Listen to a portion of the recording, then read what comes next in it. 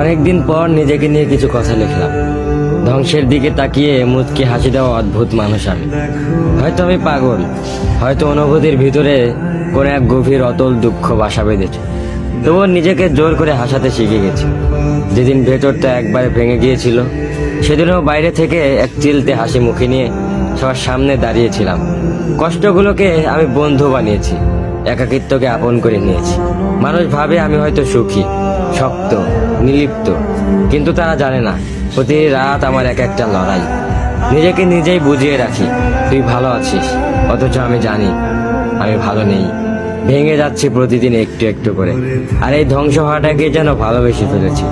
আমি সেই মানুষ যে হার মানার আগে হাসে, কারণ জানি কান্না দেখিয়ে লাভ নেই।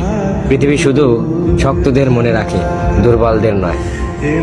তাই আমি অদ্ভুত, আমি অনুভূতির আগুনে পুড়ে যাওয়া নীরব যোদ্ধা। আমার জীবন কোনো সুখের গল্প নয়, এটা নিঃশব্দ বিপ্লব, যেখানে হাসির আড়ালে লুকানো থাকে হাজারো না বলা কথা, ভাঙা স্বপ্ন, হারিয়ে যাওয়া আমি।